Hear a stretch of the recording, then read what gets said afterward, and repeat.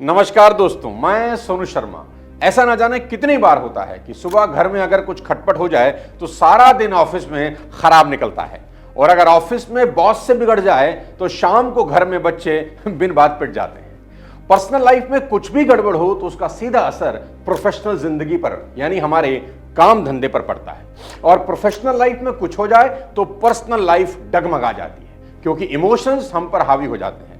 इसे ऐसा भी समझ सकते हैं कि अगर गर्लफ्रेंड ने हाँ कर दी मतलब बात बन गई तो घर पर टिंडे की सब्जी भी अच्छी लगती है, क्योंकि मूड बहुत अच्छा है। और अगर गलती से गर्लफ्रेंड नाराज है और फोन नहीं उठा रही तो उसका गुस्सा घर पर भोली भाली मां पर निकल जाता है कि हमेशा रोज रोज वही सब्जी बना लेती हो, कुछ समझ ही नहीं है। दोस्तों, आज का वीडियो बहुत इंटरेस्टिंग होने वाला है। मेरी रिक्वेस्ट है इस वीडियो को लास्ट तक जरूर देखिएगा। इस वीडियो में जानेंगे वर्क लाइफ बैलेंस के बारे में और मिडिल क्लास के इमोशनल ट्रैप्स के बारे में, और यह भी जानेंगे कि इमोशंस आपको कंट्रोल कर रहे हैं या आप इमोशंस। एरोप्लेन का कॉकपिट, जहां पायलट बैठकर प्लेन उड़ाते हैं, उसके बाहर एक शानदार मैसेज लिखा होता है जो कि कॉकपिट में जाने से पहले हर पायलट को पढ़ना बेहद जरूरी होता है। वो क्या? That flying is the serious profession, do not carry your worries beyond this point. I repeat, flying is the serious profession, do not carry your worries beyond this point. ये बात बहुत गहरी है जो वहां प्रिंट करके छाप दी जाती है। मतलब ये कि प्लेन के पायलट साहब को ये बात बताई जाती है कि आपकी पर्सनल लाइफ के दुखों को आप इस लाइन से आगे नहीं ले जा सकते। आपकी पर्सनल जिंदगी में कोई भी प्रॉब्लम क्यों ना हो, कोई बवाल ही क्यों ना हो, उस प्रॉब्लम को इस पॉइंट से आगे ले जाना ठीक नहीं है, क्योंकि 300 जिंदगियों का सवाल है। आप कल्पना करो कि सुबह घर से निकलने से पहले कैप्टन साहब की अपनी बीवी से कहा सुनी हो गई और उसी मूड में कैप्टन साहब चले जहाज उड़ाने, तो सोचो क्या क्या हो सकता है। इसलिए कॉकपिट में जाने से पहले ये पढ़ना बेहद जरूरी है। Flying is the serious profession captain साहब, do not carry your worries beyond this point. कहानी का सार बड़ा सिंपल है कि पर्सनल इमोशंस प्रोफेशनल रिस्पॉन्सिबिलिटीज के ऊपर हावी नहीं होने चाहिए। हालांकि यह आसान बिल्कुल नहीं है, लेकिन जीवन में सक्सेस पाने का सबसे बड़ा टॉप सीक्रेट है। अधिकतर लोग यही गलती करते हैं, ऑफिस की टेंशन घर लेकर आते हैं और घर के बवाल ऑफिस में ले जाते हैं। मान लो आपने घर में रात को पार्टी की, दारू पी ली, सुबह हैंगओवर हो गया, तो नुकसान अगले दिन किसका होगा? जिसके ऑफिस में काम करने जाते हो उसी का ना, क्योंकि काम ठीक से होगा नहीं।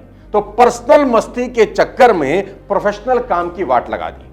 मिडिल क्लास के हम सब लोग एक अनकही लड़ाई लड़ रहे हैं कि कैसे अपनी फैमिली को अच्छा जीवन दें। मेरी बात गांठ बांध लें कि घर की प्रॉब्लम्स को ऑफिस नहीं लेकर जाना और ऑफिस में अपना 100% देना है। जिस कंपनी ने भरोसा रखकर आपको काम दिया उसको आप पर फक्र होना ही चाहिए। जब भी कोई काम करो तो ऐसा करो कि काम को गर्व हो कि तुमने उसे किया है, और साथ साथ ऑफिस की टेंशन घर लेकर नहीं आना। ऑफिस की सारी परेशानियां ऑफिस ही छोड़कर मुस्कुराते हुए घर आइए, घर वाले बड़ी उम्मीद से आपका इंतजार करते हैं। मिडिल क्लास की सबसे बड़ी दिक्कत क्या है जानते हैं? मैं आज आपको बताता हूं। जहां दिल लगाना हो वहां दिमाग लगा लेते हैं, और जहां दिमाग लगाना हो वहां दिल। पर्सनल और प्रोफेशनल लाइफ को मिक्स कर रखा है। मिडिल क्लास से बाहर निकलने के लिए हमें यह समझना ही होगा कि लाइफ के डिसीजंस इमोशंस में आके कभी ना लें। आपकी एज कुछ भी हो, आप किसी भी लेवल पर क्यों ना हो, आप कितना ही पैसा क्यों ना कमाते हो, मेरी बात याद रखें कि अगर आपके इमोशंस हाई हैं तो आपकी इंटेलिजेंस लो हो जाती है। और उस सेंसिटिव मोमेंट में जब आप कोई डिसीजन लेते हैं तो यकीन मानिए उसका अफसोस आपको जिंदगी भर होता है। मिडिल क्लास के हम लोगों को इमोशंस कंट्रोल करता है, हम इमोशंस को कंट्रोल नहीं कर पाते। इस माइंडसेट से बाहर निकलने के लिए आपकी हेल्प करेगी कुकू एफएम की एक शानदार ऑडियो बुक, कैसे निकले मिडिल क्लास लाइफ से बाहर। मिडिल क्लास के लोगों के लिए शायद इससे अच्छी ऑडियो बुक नहीं हो सकती। मिडिल क्लास की हर सिचुएशन के बारे में यह ऑडियो बात करती है और सॉल्यूशन भी देती है। इसमें एक बहुत शानदार चैप्टर है, रिस्क से इश्क। हाँ, रिस्क से इश्क जरूर सुनिएगा। मैं भी काफी समय से कुको एफएम यूज कर रहा हूं। मेरी एक और favourite audio book psychology of money भी आपको यहां मिल जाएगी। दोस्तों, यूट्यूब पर अब हमारा परिवार 11 मिलियन का हो गया, उसके लिए बहुत बहुत शुक्रिया। इसलिए मैं अपनी यूट्यूब फैमिली के लिए लेकर आया हूं कुको एफएम का फैमिली पैक, जिसका सब्सक्रिप्शन 199 रुपीज मंथली का है, बट हम आपको 50% ऑफ देना चाहते हैं to appreciate your support in our journey. आप सिर्फ एक सब्सक्रिप्शन के थ्रू अपने 4 फैमिली मेंबर्स, रिलेटिव, फ्रेंड्स इन ऑडियो बुक्स का लाभ उठा सकते हैं, मतलब less than 25 rupees per member for first month. और यहां आपको मिल जाएंगी 10,000 audio books. Kuku FM family plan से बच्चे से लेकर बड़े तक सब अपने पसंद का कंटेंट सुन सकते हैं। बस एक रजिस्टर्ड मोबाइल नंबर से कुकू एफएम डाउनलोड करके मेरा कोड सोनू50 यूज करेंगे तो आपको फर्स्ट मंथ की सब्सक्रिप्शन में 50% ऑफ मिल जाएगा, यानी 199 की जगह 99 में आपको इसका सब्सक्रिप्शन मिल जाएगा। फैमिली के बाकी 3 मेंबर भी उसी नंबर से लॉगिन करके फैमिली प्लान को एक्सेस कर सकते हैं या फिर स्कैन कोड यूज करके फायदा उठा सकते हैं।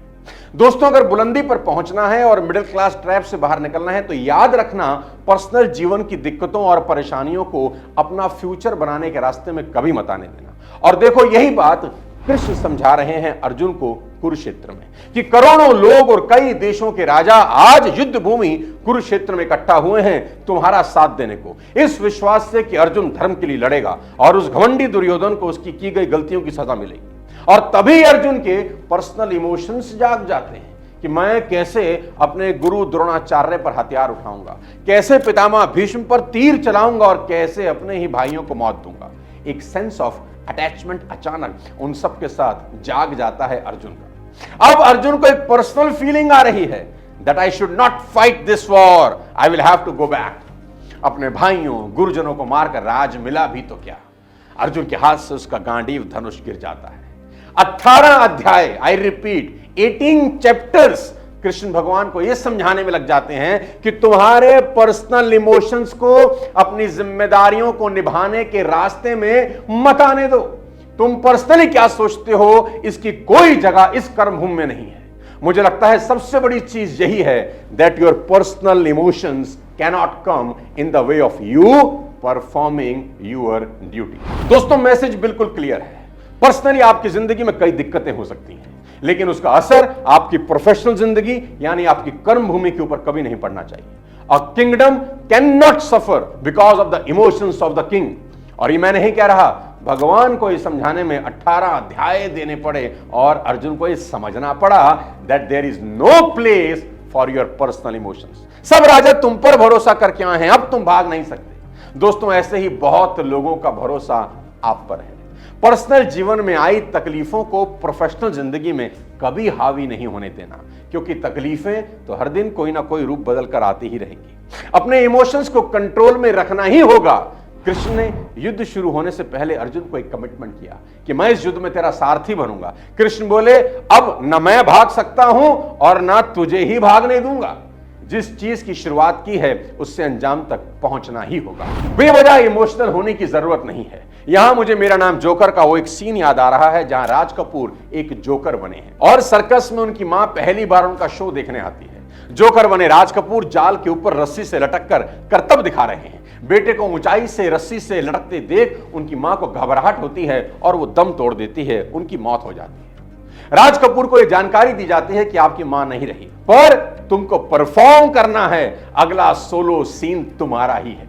यहां धर्मेंद्र जो कि उस सर्कस के मालिक हैं, जोकर बने राज कपूर से कहते हैं, Raju the show must go on.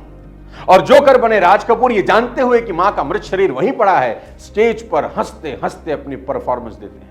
दोस्तों, इससे बढ़िया एग्जांपल और क्या हो सकता है कि आपके पर्सनल इमोशंस का कोई असर आपके काम धंधे पर नहीं होना चाहिए। आप कहेंगे, सोनू सर ऐसा तो सिर्फ फिल्मों में होता है, पर्सनली कोई इतना परेशान हो फिर भी अपनी रिस्पॉन्सिबिलिटी निभाए, ऐसा कैसे हो सकता है? मैं कहता हूं नहीं, असल जिंदगी में भी ऐसा होता है। कुछ लोगों ने अपनी पर्सनल लाइफ की प्रॉब्लम्स को प्रोफेशनल लाइफ में कभी नहीं आने दिया। 2006-2007 की बात है, दिल्ली फिरोज शाह कोटला क्रिकेट ग्राउंड, दिल्ली और कर्नाटका के बीच रणजी टेस्ट मैच चल रहा है। 18 साल का वो लड़का दिन का खेल खत्म होने पर शाम को अपने घर आता है, अपने रूम में सोने चला जाता है। रात को 2 बजे मां आवाज देती है, जागता है। क्या हुआ मां?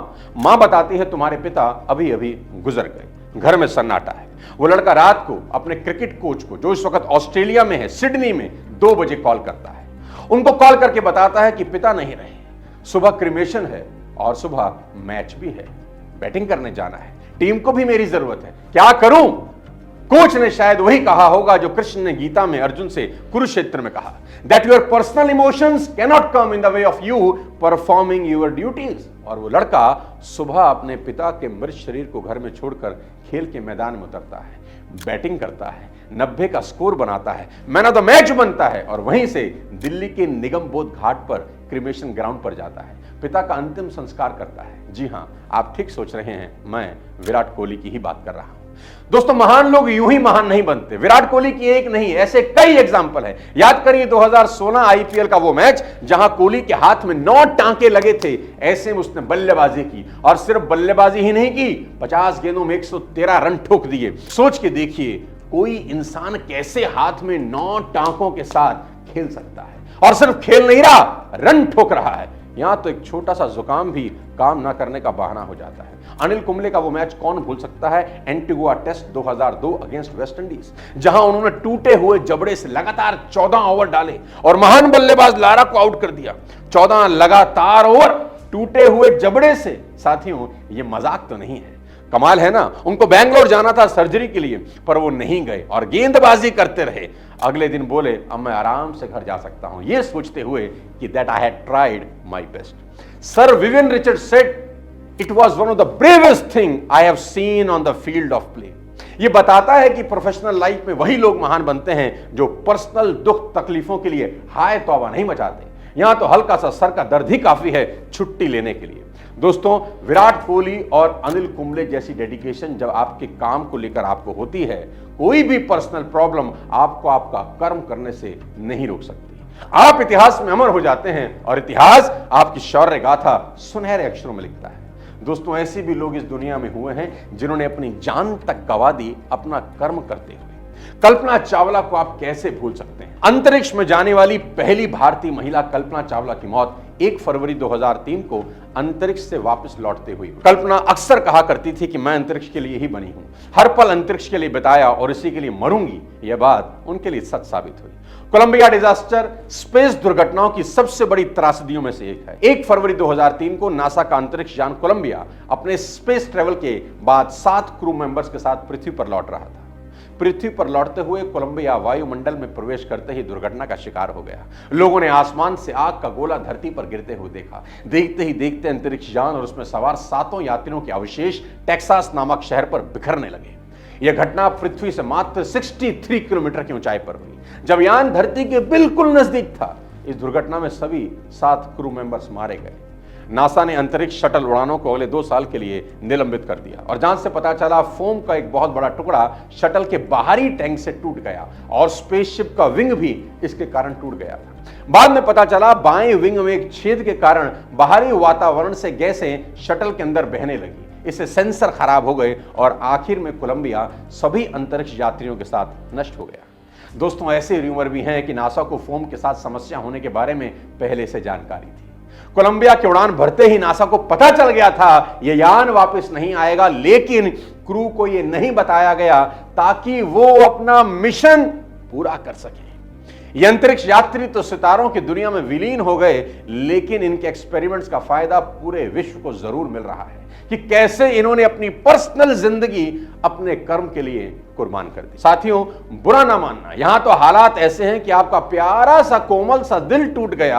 आप एक रिलेशनशिप में थे, उसमें प्रॉब्लम आ गई, वो तुम्हें छोड़ के चलेगी, तुम्हारा कॉल नहीं उठा रही, तुम अकेले रह गए, तुम्हें अच्छा खासा सेटबैक हो गया, अब तुम देवदास बने घूम रहे हो, शराब आपका साथी बन गया, कुछ करने का मन नहीं कर रहा, ऑफिस में काम मिला जो पूरा करना था नहीं किया क्योंकि मन बड़ा उदास है, दुख भरे गाने सुन रहे हैं अरिजीत सिंह के, तुम्हें एक ऐप बनानी थी नहीं बनाई, एसी डिलीवर करना था नहीं किया, मीटिंग करनी थी, टारगेट पूरे करने थे नहीं किए, क्योंकि आपके पर्सनल इमोशंस हावी हो चुके हैं। हमेशा याद रखें कि आपकी पर्सनल लाइफ की प्रॉब्लम की परछाई आपकी प्रोफेशनल जिंदगी पर कभी नहीं पड़नी चाहिए। लिख के रख लो इस लाइन को अपनी दीवार पर कि personal emotions can not come in the way of you performing your duties. और ये किसी को दिखाने के लिए नहीं करना, खुद के लिए करना है, क्योंकि यहां अगर जीत गए तो अपनी ही नजर में महान बन जाओगे। कोई भी बात, कोई परेशानी तुम्हारे रास्ते से तुम्हें कभी नहीं हटा सकेगी। दोस्तों, आज के इस वीडियो में इतना ही। दोस्तों, अगर वीडियो पसंद आई हो तो लाइक कर दें, शेयर कर दें और बेल आइकन दबा दें, चैनल को सब्सक्राइब कर दें। अगले किसी और वीडियो के साथ आपसे मुलाकात करूंगा, तब तक अपने स्वास्थ्य का ध्यान रखिए। Thank you so much. जय हिंद।